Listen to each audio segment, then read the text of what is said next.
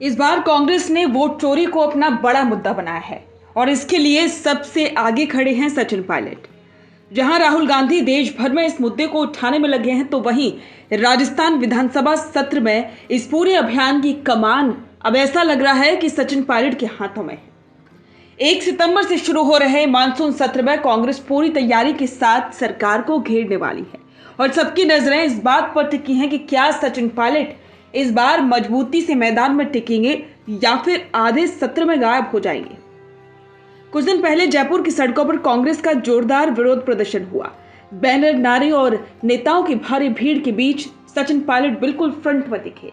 चेहरा सख्त, तेवर तेज और जुबान पर साफ संदेश, अगर वोट ही सुरक्षित नहीं तो लोकतंत्र का क्या मतलब। अब यही लाइन विधानसभा में गूंज सकती है। पायलट ने साफ कहा है कि जनता का वोट जनता का हक है, अगर उसमें भी गड़बड़ी होगी तो हम चुप नहीं बैठ सकते।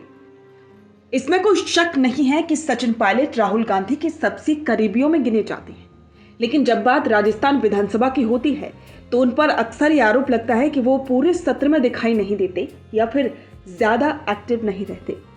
पार्टी के अंदर भी कई बार ये चर्चा होती रहती है कि सचिन पायलट को अब जमीनी नेता की तरह देखना होगा, सिर्फ भाषण और मीडिया बाइट से बात नहीं बनेगी। इस बार पार्टी का माहौल अलग है।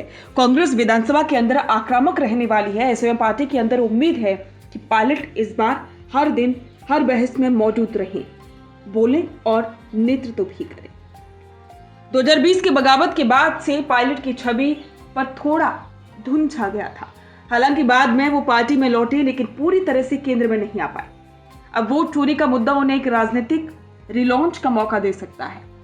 वैसे तो देश के स्तर पर वो काफी मजबूत दिखाई दे रहे हैं, लेकिन राजस्थान में भी अब वो एक्टिव नजर आ रहे हैं। 1 सितंबर से शुरू होने जा रहे राजस्थान के विधानसभा सत्र में कांग्रेस पार्टी इन मुद्दों को उठा सकती है, जिनमें ईवीएम और वोटिंग सिस्टम पर शक। ये सवाल उठा सकते हैं कि क्यों हर चुनाव के बाद ईवीएम पर सवाल खड़े होते हैं और सरकार इन्हें गंभीरता से क्यों नहीं लेती। राजस्थान में चुनावी धांधली के आरोप। पायलट ने सीधे प्रदेश की बीजेपी सरकार से सवाल किया था कि चुनावों में निष्पक्षता क्यों नहीं है, और हाल ही में उनके करीबी अनिल चोपड़ा का मामला भी गरमाया हुआ है। चुनाव आयोग की निष्पक्षता। विधानसभा में प्रस्ताव पारित हो जिससे चुनाव आयोग पर भरोसे को बहाल किया जाए, और इसके साथ ही ये भी हो सकता है कि ये लड़ाई सिर्फ कांग्रेस की नहीं बल्कि आम आदमी के वोट की इज्जत से जुड़ी है। और इसके अलावा राजस्थान एसआई भर्ती का मुद्दा भी चर्चा में रह सकता है, जो कि अभी भी हाईकोर्ट में लंबित है। अभी तक विधानसभा सत्रों में सचिन पायलट की मौजूदगी मिक्स रही, कभी शुरुआत में दिखे तो कभी आखिरी दिन, लेकिन इस बार कांग्रेस के रणनीतिकारों ने उन्हें केंद्र में रखने की योजना बनाई है। अगर पायलट इस बार फुल फॉर्म में आते हैं तो उनका सामना बीजेपी के बड़े नेताओं से हो सकता है, और अगर बहस गर्म हुई तो विधानसभा सत्र भी हेडलाइंस में बना रहेगा।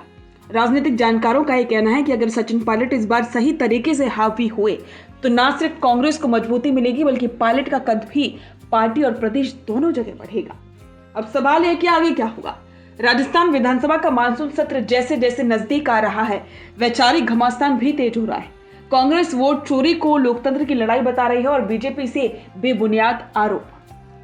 अब देखना होगा कि कांग्रेस इन मुद्दों को कैसे भुना पाती है।